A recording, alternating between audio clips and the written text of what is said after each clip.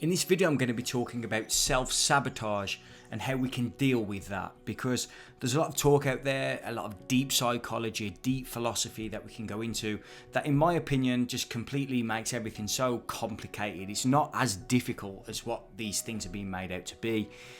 Also, on the other side of that coin, it isn't simply willpower that can, transform somebody from an excessive alcohol habit, for example, and then moving that into pure living, for the lack of a better term.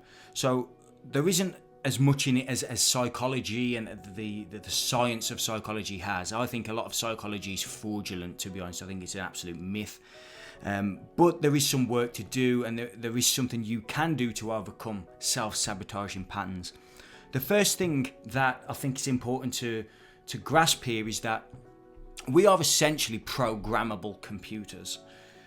We are a product of the natural world, and although a lot of people, a lot of religious and spiritual people, like to consider themselves maybe over and above the natural kingdom, the reality is that we are a product of nature. Yes, we may be the highest form of nature on this realm, or this planet at least, but we are still a product of that nature.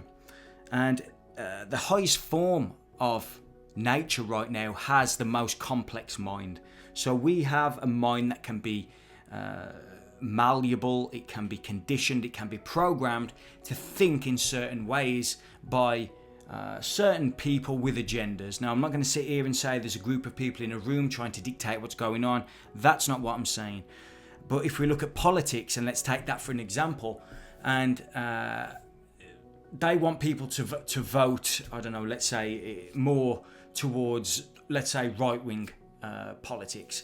It's very easy to appeal to that person, that ideology, by using certain words, certain techniques. The same goes for left-wing, the same goes for the libertarian type, which may not be on the political spectrum at all. So using politics as an example, it's very easy to plant seeds and ideas in the mind that is completely biased to one side of a coin, whatever that is in the context of politics. It's even easier because you can get people at loggerheads so easily. And because we're so programmable, it's very easy to put patterns into somebody's mind that it creates a repetition. So, for example, every street corner now has a coffee shop. Now, is there an agenda behind caffeine and getting the population hooked on caffeine? Possibly. However, that's sort of beyond this point. What if the idea of putting coffee shops on the street corners have got people hooked to caffeine to the degree that they're not thinking and acting as they should be in an organic, natural state?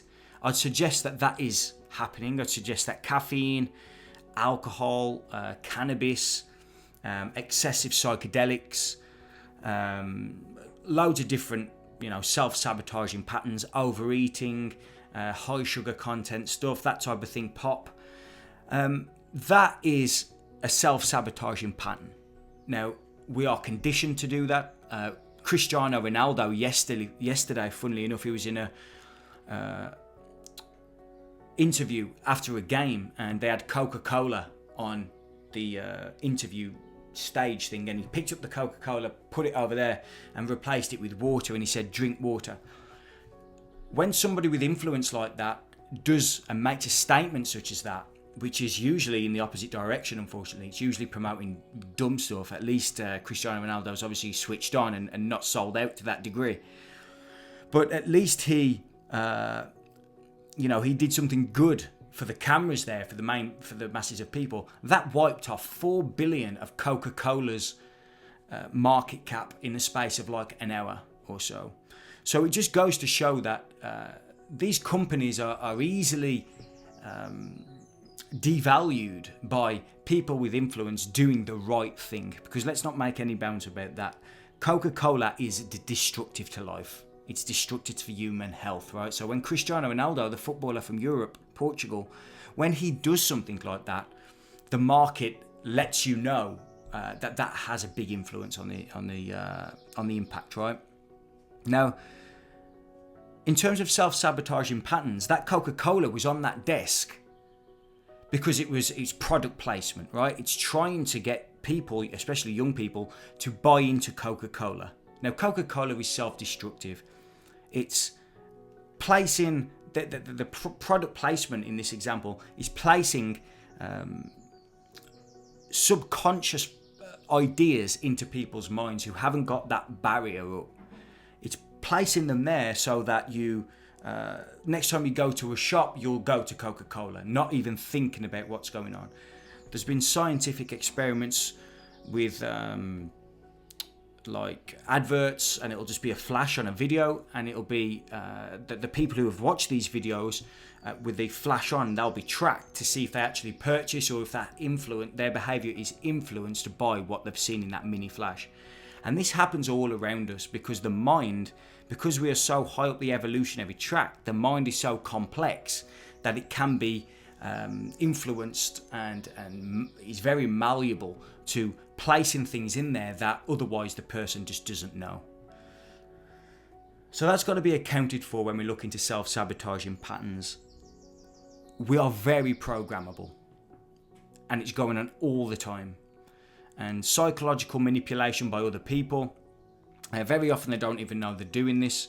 You can actually become very good at doing it. It's like there's a book called Influence and Persuasion by Robert Cialdini, and he talks about how to influence and persuade people. Of course, they go on about, doing it ethically and morally and blah, blah, blah. But let's talk real. We're human beings, right? And people try and manipulate people. They're selling to people all the time, whether that's to try and be the friend, whether that's trying to get a job. In all aspects of life, we're always trying to influence and persuade people. It's only because we're trying to sound nice and sound good that we don't believe that that's the case. So the psychology behind self-sabotage is actually pretty simple, and it's very often the opposite of what people perceive it to be. Because crowd psychology, take a look at a video I did on that. Gustav Le Bon wrote a book about crowd psychology. Adolf Hitler used that book to get to where he got to. And basically what it says is that the crowd becomes one mind, and if you get lost in that mind, you act in ways and behave in ways that you wouldn't do as an individual. However, the fear of not being in the crowd isn't because you may fall below it. It's usually because you have to go above it. So in order to what we label as succeed in the world, we go above the herd. We take risks, we do things that let's call them the average people wouldn't do. So when we put our head above the parapet, we're there to be shot at. So what we're actually fearing with self-sabotage is we are fearing being great. We're fearing being the best version of what we perceive ourselves to be at any given time. And as we fear that, what Robert A. Johnson, he wrote the book Inner Gold. He was a Jungian psychologist. He called that gold, that wisdom, that purity within us, he called that inner gold. And that's what we're fearing here. We're fearing that magnificence that within us. We're not fearing the, being average. That's not what we're fearing. We're fearing standing out and being great. And that's why we fall into these subconscious patterns. This is why we stop achieving what we can achieve, because we fear being better than the crowd. Now that's a conditioning. That's as we grow up and through our parents and everything, we are conditioned by society, by the people around us, to not put our head above the parapet. And this is very often why the wealthy generationally stay wealthy, because they broke above the crowd, and then they teach their children, their offspring, to be at that level. Whereas the average person is within the crowd, and then they never go above, and they will never go below, or generally don't go below. But if we look at society in general, no one even cares about people that fall below. This is why the streets are full of homeless people. I'm talking truth here. I'm not talking about what people want to hear. I'm going to tell you what is actually the reality. people don't care about homeless people. Very few people care. Very few people are on the street giving them food and housing them and all that. People might sound good by saying that they do these things, but the reality is that most people don't care if you fall below the crowd. People only care if you go above it, because then you become a threat. You become a threat to culture, you become a threat to society, you become a threat to everything that they perceive themselves to be and what has made everything as it is. So when people see this, they automatically get their guns out and shoot at you, metaphorically. They're scared of you collapsing their ideas of what's right and wrong and what can be achieved. And with self-sabotage, as an individual, there's an ingrained knowingness, if you like, within you that if you do become better, if you do go past the herd, then you're going to be attacked. And that is a self-defense. It's a defense mechanism. Self-sabotage is to bring yourself back into the crowd. The reality is that all of this is an illusion. It's all a perception. It is an animal instinct, granted, but the complexity of the mind allows you to overcome that. It allows you to transcend that averageness.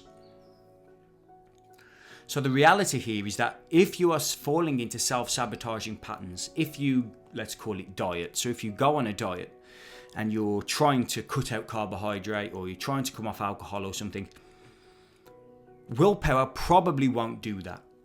But understanding that the reason you're doing it is because you're fearful of being great. You're fearful of your inner gold. At that point, with that understanding, you can catch yourself falling into these self-sabotaging patterns. And as a practical idea here, it's a good idea to not completely start trying to get rid of your self-sabotaging behaviours all at once. And that isn't because it can't be done, because it most definitely can, but just because it's quite overwhelming to the nervous system physically, physiologically, first of all, but also because if you have one coffee or something and fall back a little bit, you very often fall into, it becomes like a compounded effect downwards. So as soon as you do one, you'll notice it'll just fall off. Whereas if it also works the other way, so if you can compound one, let's use logarithmic numbers here. If you compound one, you then can go up and compound. It also works the other way, the same as money, the same as effort, the same as everything. So self-sabotage behaviour, from whenever I'm working on myself in that way, I generally do something small, and then over the space of 2, 3, 4 weeks, I'll add things to it, and I find that much easier than doing everything in one go. So that's my take on self-sabotage. It isn't as difficult as what mainstream deep psychology, depth psychology goes into. I merely truly believe that self-sabotage is you, that the individual, the programmable mind has simply been conditioned to not be great. That's it. Now you know that, now you understand that, you can do something about it. Okay, so go on to Instagram and follow me on Instagram, Project.Sovereign. Please subscribe and do all that other good stuff. Check out my podcast, that would be great. I'll see you in the next video.